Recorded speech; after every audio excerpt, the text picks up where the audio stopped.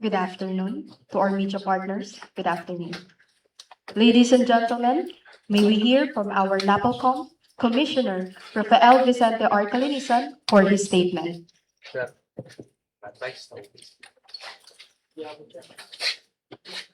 We are joined here today by the snappy Station Commander, Police Lieutenant Colonel Saligumba, who has thoroughly investigated this case. Thank you, Colonel Saligumba. Also with us is the snappy Police Lieutenant Nogoy. Thank you for investigating this case thoroughly. I'm also flanked by two policemen.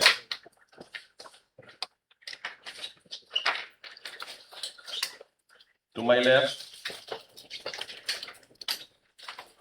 is Patrolman Jerome Cabalya Toledo. And to my right is Patrolman Algreen R.R. Mirano Alcauce. Patrolman Alcauce, the person to my right, was the driver of the police mobile, which figured in an incident in Ermita. Before I give it to Patrolman Alcauce, siguro I'll give the mic first to Patrolman Toledo. May gusto bang sabihin, Patrolman Toledo? By the way. Speaking freely, I did not want to call for any press con. As you would have figured, it should have been a quiet dialogue inside my office. However, there were incidents that happened inside, which I hope will not be revealed yet unless something happens here, which prompted me to call for this press conference. So, Patrolman Toledo, do you have something to say? Yan po. Good afternoon po sa lahat. I'm Patrolman Toledo. Yan po, humingi po ako ng public apology sa mga nakapanood ng video. Yan sa mga kapwa po na uniform personnel. Yan po, humingi po ako ng apology sa nangyari po. The driver, Patrolman Alcauce, the man of the hour. May gusto ka bang sabihin?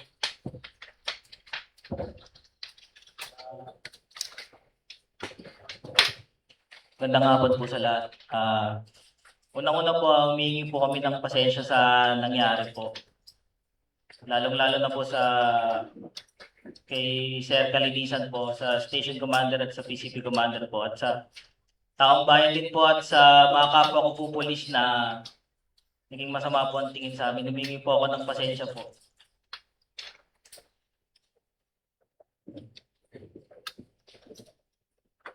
Any questions? Now we open the floor for question. First, let's begin with Mr. Mark Salazar from GMA. Commissioner, it's an admission. Hindi na ho ba, wala na yung nasiraan ng sasakyan, ng mga ganong excuse? Ba't mo narinig yung nasiraan yung sasakyan? Yun ang kanilang alibay. Sinabi kanina ni Hepe. That's what they said, no? During the investigation. So, wala na ho lahat yun. This is finished. Inamin na nila yung nangyari. Yung let's put it this way. Hirap naman ang pwesto ko dito.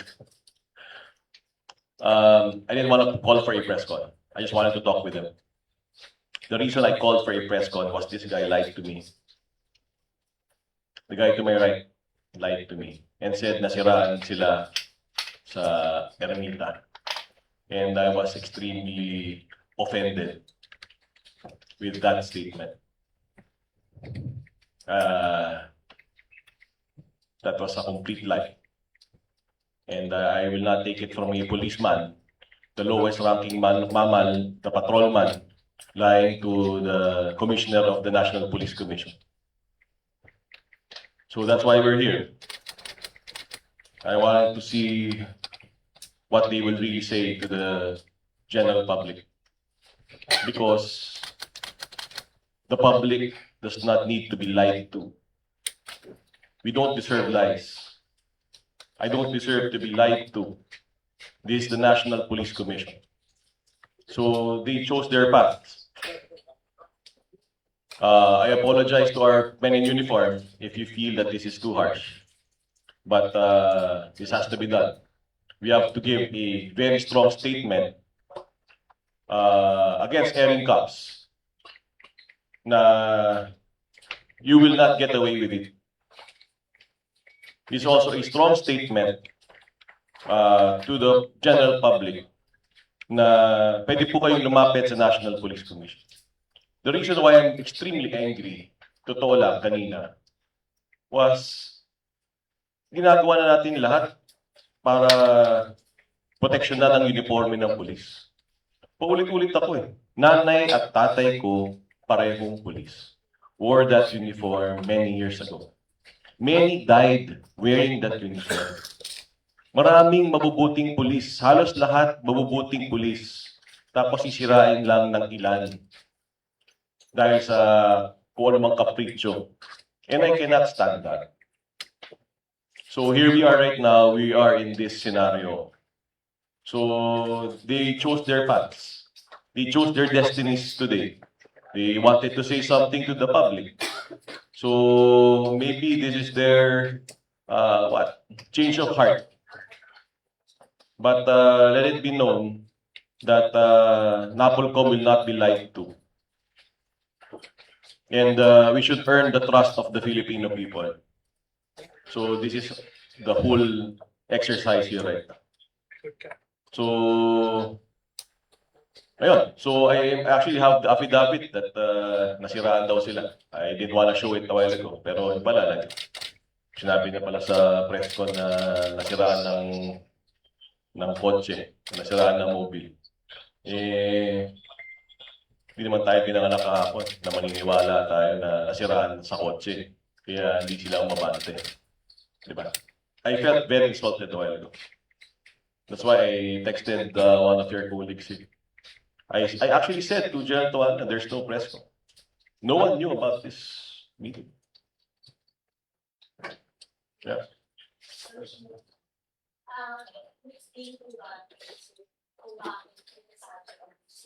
Siyang magpaliwanag. Pwede ba po? Yes, sir. Maikwento, bakit niyo po nasabi na nasiraan? Nasa takot na rin po ba yun? Or talagang ano?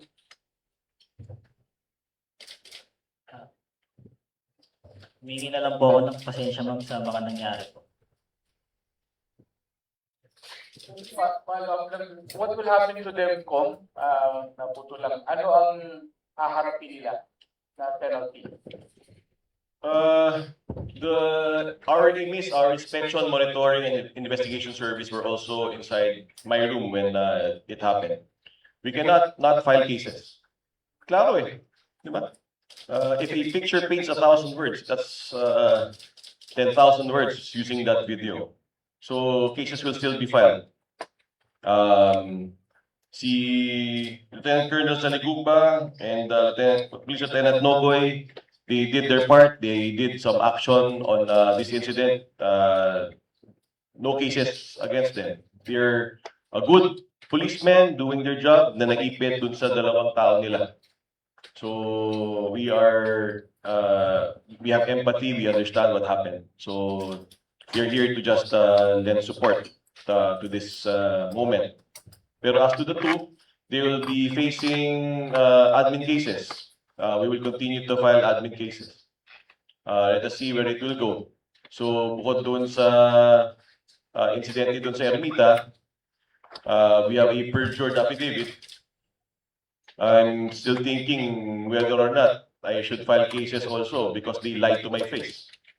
Extremely insulting.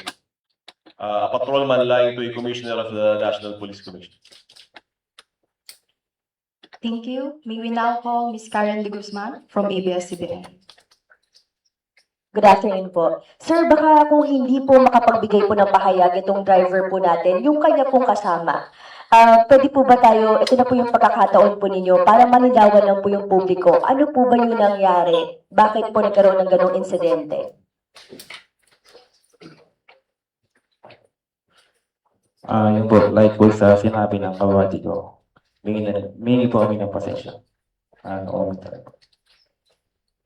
Okay. So, ibig sabihin po ba nito, Commissioner, idadaan na lang po sa investigasyon, kaya ayaw na lang po nila magbigay ng pahayag? Totoo na yun ang choice nila. I thought they will be telling the story now. You have your chance. You can answer questions. Nag-issue na rin po ng show cause order po ang LTO dahil nga po ang sabi nila ang mga pulis po natin ay hindi po dapat lumalabag sa batas trapiko at kayo po yung magiging halimbawa. Nabasa niyo po yung Commissioner, ano po yung nabasa reaction po natin, lalo na nagpapatrolya daw po sila nung panahon po na yun. Yung totoo, kagabi pa ako galit eh. Kasi mismong LTO chief ang nag-text sa akin eh. Kaya ko nga nalaman tong insidente na to because the LTO coordinated with us. It is insulting. Diba? Another government agency calling out the Philippine National Police. So I was having a heart-to-heart talk with them na huwag natin sirain yung uniforme ng police. Do not destroy the good image of our police. Ako na nagmamakaawa sa inyo. Lahat ng tao, lahat ng police, nagtatrabaho para sa taong bayan. We are serving and protecting our people, putting their lives at risk every single day. All our policemen are doing that. Itong NAPOLCOM doing all for your moral and welfare. And here you are, stopping in Ermita, trying to flex against a fellow motorist. For what? For ego? I think that's the silliest reason. Diba? So, yun nga, I learned about it through the LTO chief personally, yes, last night. And I was deeply bothered. Hence this action. Pero, yeah, the LTO chief needs to do what he needs to do. The NAPOLCOM needs to do what it needs to do. So, bahala na kayong dalawa kung anong gusto nyo gawin sa buhay nyo. Commissioner, nakipag-ugnayan na po ba sa inyo yung mga sakay po nung sasakyan na involved? Hindi pa po. But this is a motu proprio investigation, meaning we ordered the investigation of these cops. And obviously, we're sparing the two officers here because they did their jobs in investigating this incident. Last na lang po on my end. Commissioner, paano po natin nasabi na nagsisinungaling po yung dalawa? Kung nagbigay po sila ng statement nga po nila? Or dahil malinaw po ba dun sa video? Una, common sense naman, klaro-klaro naman yung video. Kahit naman siguro grade 1, alam na yung nangyari sa video na yun. Pangalawa, they told me straight. And again, I'm getting angry again. You don't like the feeling to be lied to. No one wants that. Especially if you're in the National Police Commission, trying to just simply do your job and governing our policemen who are doing their jobs well. Diba? Tapos makisinungaling lang ang patrolman sa harapan mo, talaga magagalit ka. Kaya tayo nandito. So, let them, they wanted to share something to all of you and yung palang sharing nila, maikli. So be it. Thank you. Next, may we call Mr. Glenn Wego from DZWD. Ano pagiging status mo nila for now? At saka, And bukod sa ano magiging status nila, ano yung pinakamabigat? By lying, yung pinagit mo kanina, you were insulted. Anong pinakamabigat na parusang makatid suspension o pwede ba sila matanggal sa service? Yung totoo, yes eh. Choose your battle. Choose your matter. The Ermita incident, the perjured affidavit, or lying to the National Police Commission. Choose your incident. Hindi ko na alam eh. Ito lang. Kaya nga, ano eh. These are, actually, in fairness, Patrolman Toledo was very honest a while ago. He was honest. I can't say the same for the other one. So, ayun. Kaya totoo lang, umusok pa rin ulo ko eh. But this is how it is. Sir, would you want to, sorry to tell the story kung ano ba yung sinabi lang nila sa'yo? Kung pwede lang naman. Patrolman Toledo, may pagkakataon ka pa.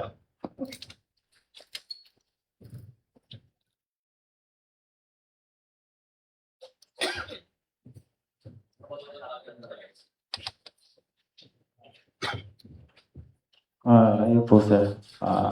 Habang nagkakandak po kami ng mobile patrol sa along ng top, heading towards sa PGH.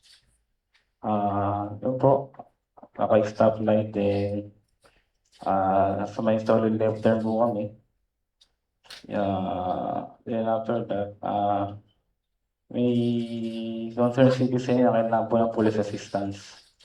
Then, yun po, kasi dito po sa papasok po ng PGH, naka-stop po dun sa left turn. Then yung sa may middle traffic sign is not green. Yun po, sinubukan po namin mag-overtake po dun sa nasa unahan po namin. Kasi yung nga po may kailangan po ng police assistance. Then ito pong si Vios, akala niya po is kinat daw po namin siya.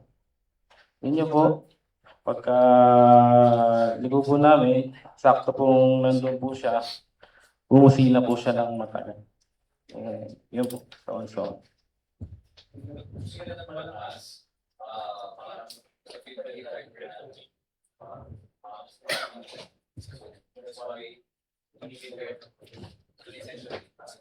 Tumigil po kami, then nag-giveaway po kami sa kanya. Ganun din po sa video, kita po is traffic light na lumaban po kayo doon kahit nakagusok po. Hindi. Nag-giveaway po kami, then inantay niya po kami sa may gitna. Then nagsabay po kami doon. Yun po.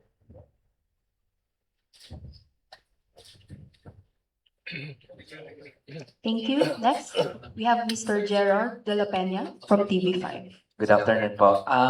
Kay Patrolman Toledo, given all ito pong mga nangyayari ngayon, how are you two feeling po? Ano po nararamdaman po ninyo ngayon? Ayun po, hintayin na lang po namin kung ano po yung magiging investigation po ni ang ano po. For Commissioner, siguro po para sa information din ng public, ano po ba yung tamang behavior po ng mga mobile patrol po sa kalye? Of course, you will not do that. Patrol nga eh. So patrol tayo, di ba? Hanapin natin kung may, just make sure we maintain peace and order, everything is okay. But you will not stop and have a petty quarrel with a motorist just because napasinaan ka. So petty. Uncalled for, unethical, not right. I mean, siguro, courtesies also to police mobiles. Dapat binibigay natin ng ganong courtesies ang police mobile. Pero, assuming na napusinahan ka na, huwag nang patulan. Diba? Ano ba naman yung magpakumbaba tayo? Kaya nga tayo public servant eh. Papakumbaba tayo, tapos papatulan natin ng ganyan. Totally wrong. Yeah.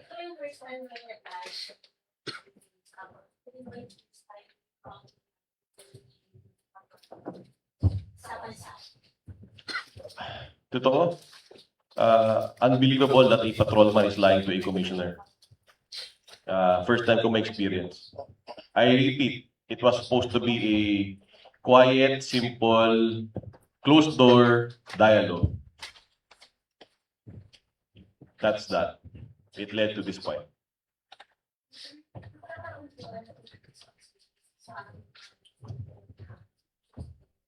Pinakita na pinapaayos yung sasakyan. No. The policemen here, the lieutenant and the colonel were transparent in our investigation. Thank you. Do we have further questions from our media partners? Hearing none. Commissioner? We have We'd like to invite Commissioner Calinisan for his closing statement, sir.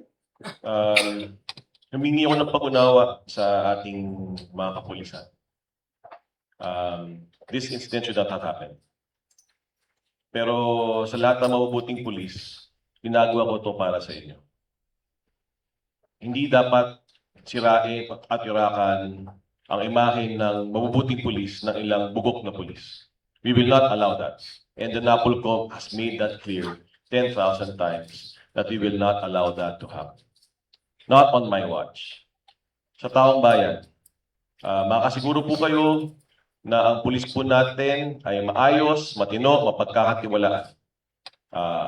I pledge that. That is the promise of the National Police Commission. We trust our policemen. The NAPOLCOM trusts our policemen. We should all trust our policemen.